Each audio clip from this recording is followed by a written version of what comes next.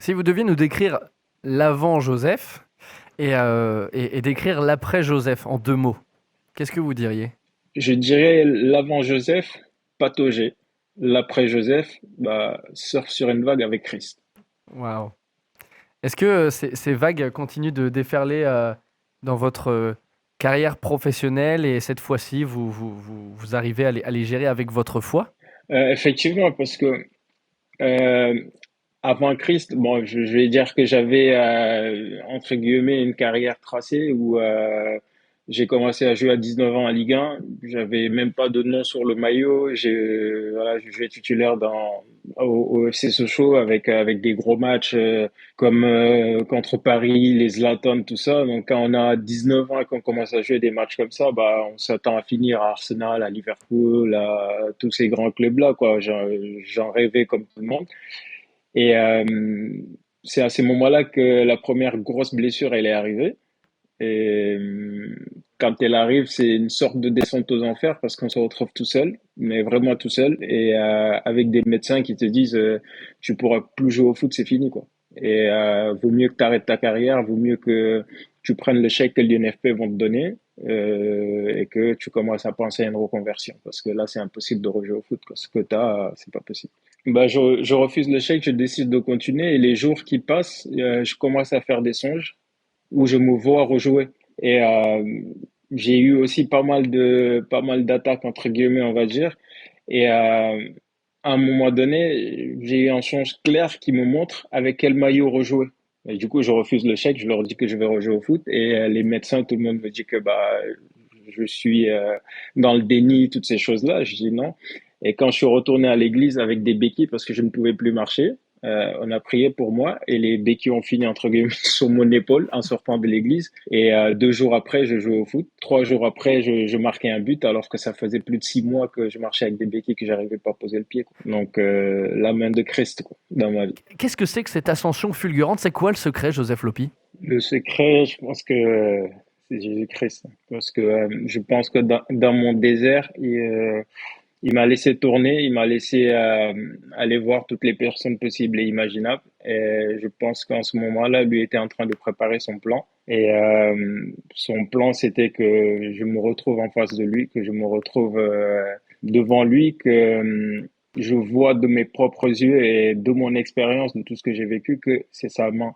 C'est vraiment sa main qui a fait la différence et que en ce moment-là, quand j'étais blessé, parce qu'on a vu quasiment les plus grands spécialistes ont vu mes radios, mes IRM, et tout le monde a eu le même discours. Ils étaient tous unanimes sur le fait que c'était impossible quasiment de rejouer au foot, qu'il fallait que j'arrête. Et quand je me retourne vers la Bible et que beaucoup de choses commencent à me sembler claires, à me sembler, à me parler. À ce moment-là de ma vie, quand je lisais la Bible, c'était comme si le discernement habitait en moi, quoi. C'est-à-dire que j'ouvrais la Bible, je la lisais, je la comprenais. Alors qu'il y a quelque temps, je faisais la même chose, mais voilà, il y a des passages bibliques que je regardais, je me disais, mais heureusement que j'adore la philo, quoi. Que ça arrive à m'aider un petit peu à comprendre certaines choses, mais sinon c'était compliqué pour moi de comprendre.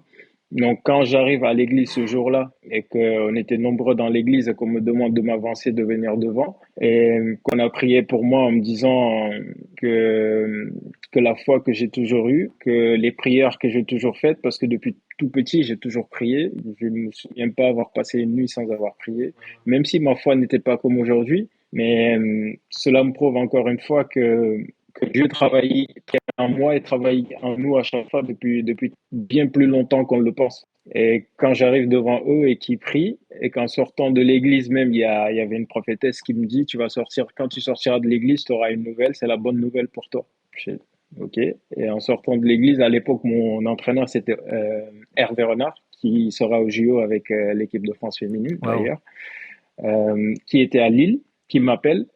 En sortant de l'église, mon téléphone il sonne, je décroche, il me dit, Jo, ça va? Je dis oui. Il me dit, tu t'entraînes? Je dis, non, ça fait 6 mois que je pose pas le pied, mais là, je viens de le poser, quoi. Il me dit, mais ça va? Je sors de l'église. Le Seigneur m'a dit que ça allait aller. Je dis oui, oui, ça va. Il me dit, bon, tu vas aller à Boulogne pendant quelques mois. Moi, je suis à Lille, je viendrai te voir. Si tu reviens à ton niveau, pourquoi pas venir à Lille? Je dis, mais je suis dans un film, moi, c'est pas possible.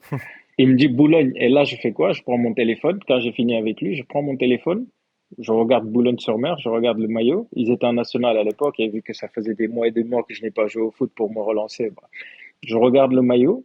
Je vois un maillot que j'ai vu dans mon songe. Wow. Un maillot rouge avec des rayures noires, comme j'avais vu dans mon songe. Et j'en avais parlé à mon épouse. Elle était à côté de moi. J'ai juste retourné mon téléphone. Je lui ai montré. Je lui ai dit, Hervé Renard, il m'a appelé. Il m'a parlé de cette équipe-là. Elle regarde le téléphone, elle me regarde, elle me fait, on y va. Et là, même elle, il y avait une foi en elle aussi, en ce moment-là, qui brûlait parce qu'elle priait beaucoup avec moi. Elle me dit, on y va. Et là, je dis, d'accord. Je pose le téléphone, il y a le directeur de Boulogne qui m'appelle. Je dis, ok, je viens. Et j'arrive là-bas, on fait des examens, des IRM. On était autour d'une table. Il y avait les deux médecins du club, le président, lui et mon agent. Les deux médecins, ils disent, nous, on le fait pas signer. Vu les examens qu'on vient de voir, on le fait pas signer. Moi, je parlais toujours pas, j'étais assis. Et le directeur, à un moment donné, il se lève, il dit, et je le connaissais pas, hein. Il se lève, il dit, bah, moi, je le fais signer, et s'il joue pas, je le paye avec mon salaire. Le président le regarde, il dit, t'es sûr? Il dit oui. Et là, moi, je commence à prier. Et je dis encore au Seigneur que je vois sa main dans ma vie.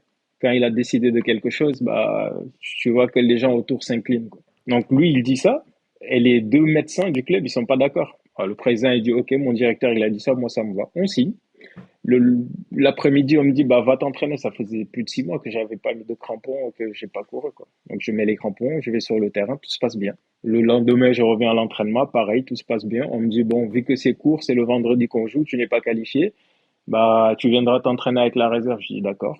Le lendemain soir, on m'appelle, on me dit, finalement, peut-être que tu seras qualifié. Bah, ok, ma licence, elle sort. On me dit, bon, le coach, il me dit, je te prends dans le groupe, tu vas pas jouer, mais je t'amène avec moi. C'est un derby, c'est à côté. C'est à même pas 1 heure de bus.